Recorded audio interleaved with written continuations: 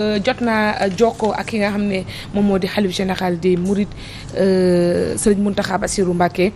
ñu bëri nag nee nañu am na lu ca tukkee mu mel ni journal Le Soleil jot na ci indi ay firnde waaye ba tey kenn xamul contenu waxtaan bi nga xam ne moom moo nekk seen diggante. doore ko également ci li nga xam ne ni tamit gis nañ ko démb ak F24 di daanaka kuréel bi nga xam ne juddam lépp daanaka mën nañ ko tënk ci xeex ñetteelu mandat bu ñetteelu Macky Sall ñoom ñuy wëy di biral ne li fi xew yëpp dara warulu ko lu ñetteelu mandat gi nga xam ne ñoom jàpp nañ ne tekk-tekkaar njiitu Macky Sall am na lu muy wund te loolu duñu ko nangu benn yoon. waaw Aïcha balaa Aline di wax kay le mandat xanaa moom lan la wax ci mbir mi. le mandat lu mu wax ci mbir mi. le mandat laa gisul tey. est-ce que pare turu tey xam naa mi ngi ci yoon bi rek. nee naa leen man damaa far Walf Quotidien laay jënd teg ci la mandat mais dama ko wër fi ba sonn gisuma ko. borom la mandat indiwul mandat gi. nañ ko bàyyi bu wéyal ko. mais xam naa ne. sunu mandat bi. su ñëwee neex waaye tey ñëwul. xam naa mi ngi ci yoon bi wala je sais pas wala mi ngi dans le circuit. certainement mais bon c'est pas grave hein, c'est pareil Walf Quotidien et. mais journalu kii bi ndeysaan dama ko yërëm. kooku la journalu Serigne Saliou Gueye bi. yoo oh là là. sama waaj. nga nekk si jàmm rek. mais bon yàlla baax na. code de la presse bi. léegi yow yaay tànn sa bu la neex. war nañ ci seen président Macky Sall dem bi démb. Abdoulaye Macky Karim Wade ak. wax ji. wala est-ce que duñ jiite ci président Macky Sall Touba parce que boobu mën nañ ko def de manière assez rapide parce que voilà exactement sachons juste une chose moom mooy demu Macky Sall bi c'est sûr que ça a trait avec la situation donc du pays. yaa ngi dégg loolu c'est d'une évidence parce que Macky Sall qui part d'Ar à Touba parce que tout simplement pour voir donc le khalife général des Mourides Serigne Mountakha nga gis heure bi mu demee bi muy dem pratiquement kenn yëgu ko et bien àndul ak délégation àndul ak ministre àndul ak dara quelques 2, 3 ou 4 motos et puis plus une ambulance derrière et puis vite fait aller-retour pour une petite heure autour de 22h 23h15 il est ressorti pour revenir sur Dakar ça veut dire que il y avait une urgence boobu nag c'est sûr que ni daf ci déggoo ak sëñ Mountakha ci xëy na certainement ay mbir yu am solo yoo xam ne waroon nañ ci waxtaan ci concerner encore une fois la situation du pays léegi nag comme mbir mi entre ñoom ñaar kese la woon ak yàlla donc forcément kenn mënul la wax exactement ce qu'il en est ressorti mais une chose au moins est sûre mooy dans quelques heures ou dans quelques jours on verra bien comprendra bien ce qui avait été à l'origine de cette rencontre là parce que tout simplement dina feeñ ci doxalinu ak comportement wu ak attitude wu Macky Sall dans justement la gestion des affaires publiques parce que moom mooy njiitu réew mi donc forcément yooyu dina ñëw après dinañ ko gis ci faut pas oublier aussi qu'il a été ci doxalin waaw il a été il a été hué certainement parce que y a toujours des gens yàlla sax gars yi ànduñu ñëpp ànduñu ak moom waxatum la un simple donc citoyen lambda quand bien même président de la République c'est d'une évidence que ni il y a toujours des gens qui ne seront jamais d'accord la Chine s'est développée pourtant beaucoup de gens dans le monde beaucoup ay nit ñi ngi naan la Chine n'est pas un pays démocratique pourtant la Chine mi ngi lebale alal bu dul jeex boo xam ne ñoom ñoo ko liggéey di ko lebal ay dëkk yoo xam ne c'est des grandes démocraties yoo xam ne dañu naan foofu démocratie kese je vous rappelle une chose la Chine les États-Unis doivent plus de 5 000 milliards de francs CFA c'est-à-dire plus de 5 000 milliards de dollars à la Chine. États-Unis Chine qui est un pays normalement qui n'est pas démocratique Chine et Amérique mi nga xam ne c'est la plus grande démocratie du monde les États-Unis doivent amel nañu bor boo xam ne Chine moo leen ko lebal pour ñu développer seen économie ak seen i yëfu bopp amel nañu Chine plus de 5 000 milliards de francs CFA dëkk bi nga xam ne moom la ñu ne dëkk boobu du dëkk bu démocratie du dëkk machin et cetera tout ce que vous voulez ñoom ci diggante bi en moins de 40 ans jóge nañu ci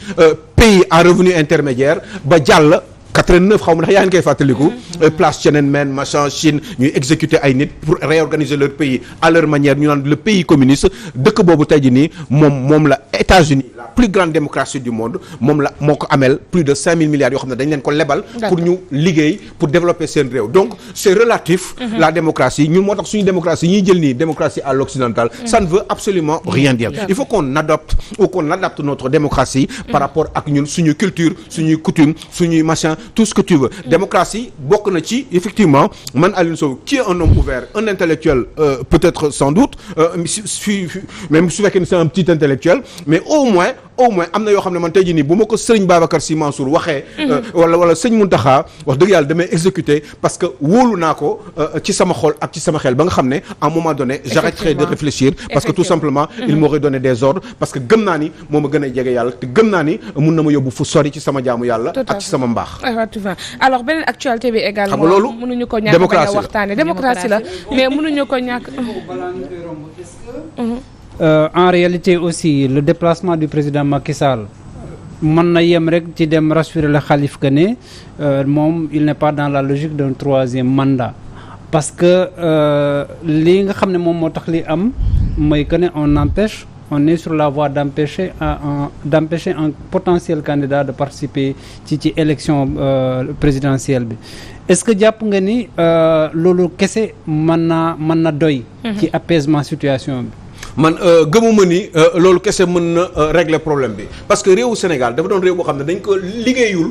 comme ni ñu ko war a liggéeyee ci 50 dernières années yi bi ñu commencé di liggéey à peu près mooy bi fi Ablaye Wade ñëwee mais rappelez-vous que avec les 40 ans de socialisme Sénégal avancé wuloon benn ay daggitu pont nga fi doon gis yoo xam ne am na depuis avant l'indépendance la nekkoon mais gis ngeen ni dëkk bi ñu ngi koy commencé tabax depuis ci Ablaye Wade même bu fekkee ni période Ablaye Wade y avait beaucoup de bamboula et y avait beaucoup de gaspillage par rapport ak xaalis bi nga xam ne Ablaye Wade liggéeyoon na ko ci réew mi gars yi di ko tasaare di si def lu leen neex ba gis ngeen fi Ablaye Wade mujjee alors que justement il était l'espoir de tout un peuple waaye gis ngeen fi mu mujjee Macky Sall ñëw na mi ngi jéem a def ay affaires waaye bilan matériel bi gis ngeen ni quand même loolu kenn du ko werante boo demee ci àll bi nga xam ne Macky Sall am na yu bari yoo xam ne def na ko fi ci lu baax waaye quand même ci wàllum transparence ci wàllum justice du pays maanaam ku ma am day ak ku ma amul day gis ngeen ni boo mënee comparer je pense tout de suite à Bougazeli boo xam ne c'était un député du peuple moo xam ne ñu jàpp ko ak ay faux billets ñu jékki-jékki un jour génne ko par des prétextes parce que dafa malade parce que dafa am diabète ñu génne ko bàyyi ko ci biti alors que am na ñeneen ñoo xam ne ay opposants la ñu nga gis ni justice bi daf leen di saccager parce que tout simplement il n'y a pas véritablement comme je le dis souvent de véritable séparation des pouvoirs séparation des pouvoirs moo amul ci réew mi il y a un seul pouvoir dans le pays et c'est le pouvoir exécutif le pouvoir législatif ñëpp xam nañ ni pouvoir législatif bu dëgëroon dëgg-dëgg bu amoon véritablement kon Mimi Touré mooy nekk président de l'Assemblée nationale dañuy waxante dëgg te yàlla loolu nag c'est un exemple pour xam ni le pouvoir l'exécutif est assujetti au pouvoir exécutif bi nga xam ne moom rek mooy doole le pouvoir judiciaire forcément parce que pouvoir judiciaire boobu Aïssa ñëpp xam nañ ni pouvoir judiciaire boobu kii patron bi mooy le ministre de la justice et ministre de la justice kan mooy patron am c'est ou le premier ministre ou parce que il est entre les deux et ou alors le président de la République donc forcément parti bi mooy organisé am na ci koo xamante nee na bu fekkul woon ne ndigg sërëx yi am na sax moom itamit waroon na bokk ci ay potentiel candidat ko ci mel ni Karim Wade wax na ko à la une du journal Tribune daal di xam ne rek également que la violence n'a jamais été une solution durable waaye itamit soññaat ñi nga xam ne ñoom ñoo nekk ci pouvoir bi ni que wala ñu nekk ci opposition bi ne mënuñoo marcher ci ay kaw néew pour dugg biir palais donc mu nekk ay soññante yoo xam ne nii moom Karim Wade yëkkati na ko nag nga gisee déjà parce que ci loolu xam naa di nga ko boole ñaari yooyu le cas de Karim Wade par exemple l'implication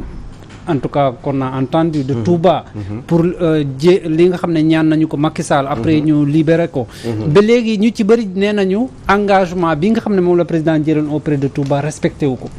oui surtout que j'en sais rien ah xam nga loolu bu ñu koy wax aussi du ma si mën di bëgg di annoncer wu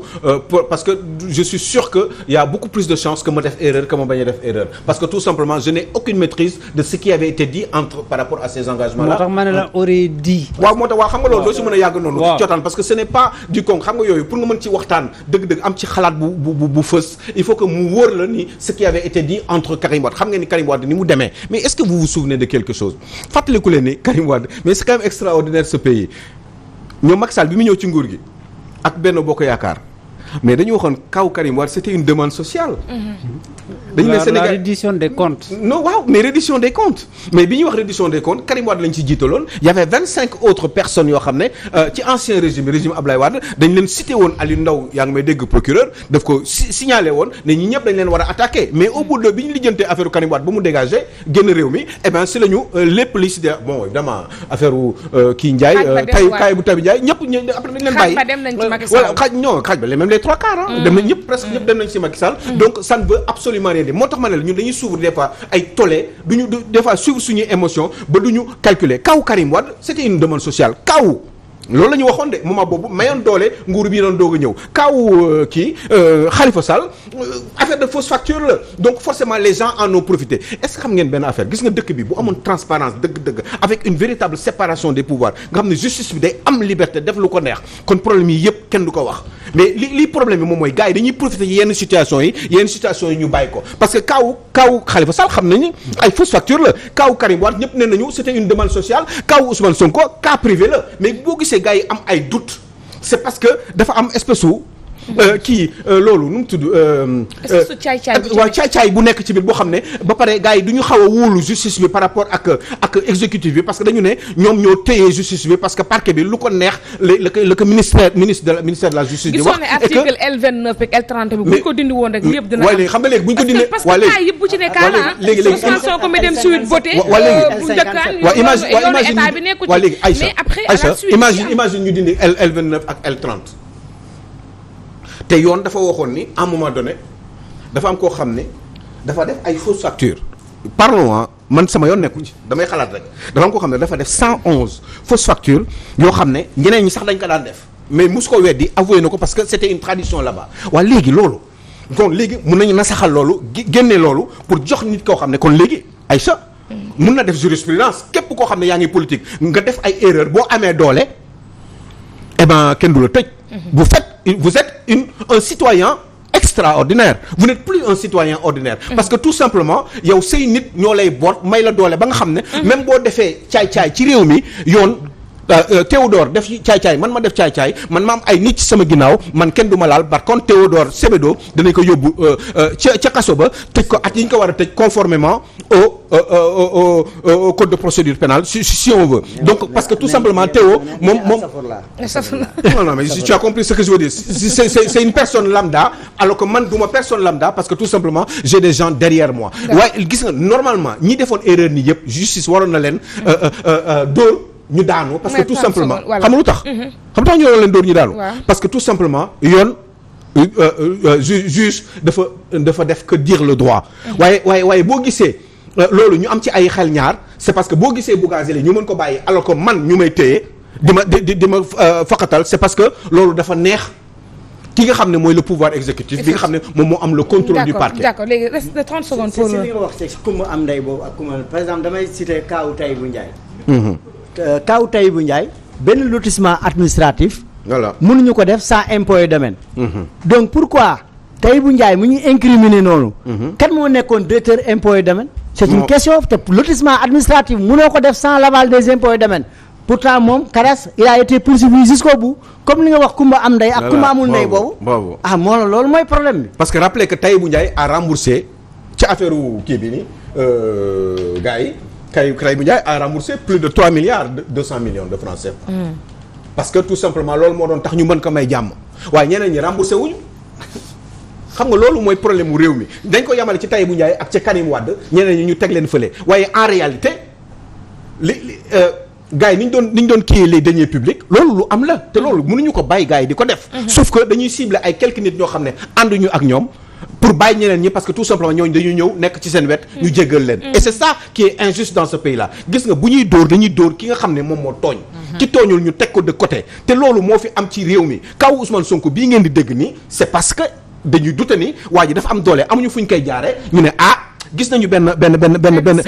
lu sew sew benn erreur que ñoom commencé wuñu ko ça aussi faut non commencé wuñu ko il faut oser le dire c'est le gars qui est parti là-bas machin il y a des erreurs qui ont été faites mais état nag day xool fi nga gën a faible il a le droit c'est un citoyen libre de circuler mais Khalifa Sall mais Khalifa Sall li mu doon def noonu mais Pape Diop daan na ko def pouvoir bi waxu ko dara Mamadou Diop def na ko 18 ans nekk maire de Dakar daanaka kenn waxu ko dara Khalifa Sall c'est parce que à un moment donné il n'était plus d'accord avec le régime gars yi di ko njort ni moom léegi buggul aligné wu ci Benno Bokk Yaakaar mi ngi pare pour nekk bëgg a nekk candidat donc di xatal waa Benno Bokk Yaakaar gars yi xool erreur bi mu def ñu kii ko moom tamit comme xam na li mu bëggoon dafa waroon moytu def kam talaay kattan ba wañu dugg ci yooyu comme bëggoon a nekk président c'est tout complicité parce que nee na xaalis bi ma jël nii bi ma def nii ñoom ñii jox naa leen si mais loolu xam nga ñoom jox normalement waroon na leen Théo xaalis boo ko sàccee même boo ko dugalee si jàkk ñun suñu yoon nekku ci boo ko dugalee ci église ñun suñu yoon nekku ci da nga kaa sàcc c'est tout amul ay dugal naa ko fi masa ki ko jox suñu yoon nekku ci yow yaay responsable dugal ko ci jàkk bi yëpp demal tabax si jàkk dañ la war a tëj kaso. Aliou Sow ci actualité bi rapidement par rapport ak le pouvoir religieux parce que gis nañu appel yi multiplié wu bi violence yi commencé 2021 ñu delluwaat tey aussi les pouvoirs religieux ñu ngi lancer les appels mooy du côté religieux musulman ak chrétien ñoom ñëpp bokk message bu ñuy lancer est-ce que tey les acteurs politiques ñu ngi respecter aussi en tout cas ces appels des pouvoirs religieux parce que boo jëlee par exemple le président Macky Sall à Touba ñu fàttali que ne sëñ Mountakha yal na fi yàgg te wér moom moo dox diggante Macky Sall ak président Abdoulaye Wade Wade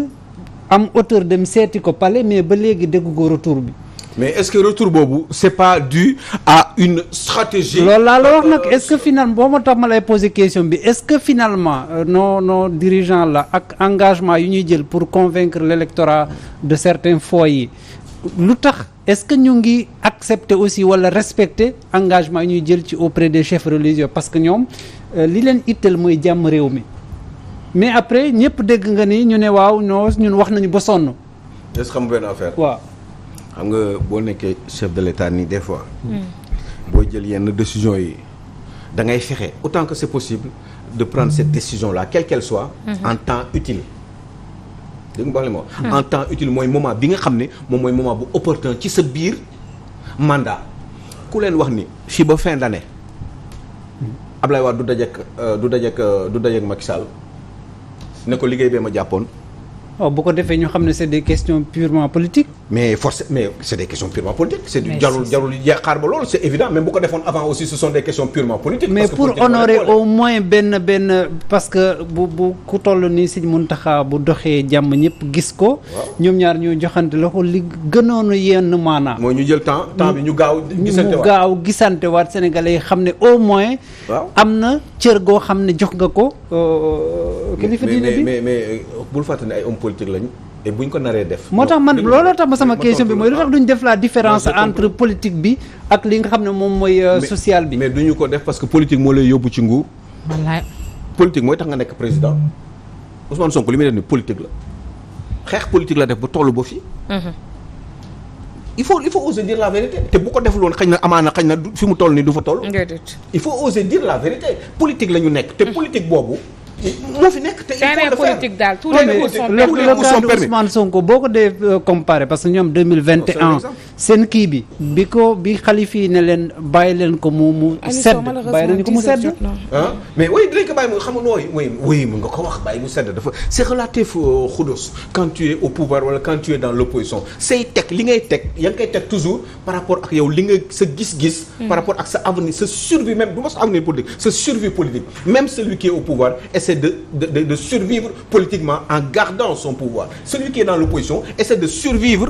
Celui qui est dans l'opposition aussi essaie de survivre en essayant de tëb ay kii loolu nu ñu koy waxatee mooy ay dëkk yi nga xam ne moom la ko nguur gi di tegal. maintenant dina sa am ay dëkk yoo xam ne nag des fois doo ko mën a moytu. mais je crois que ni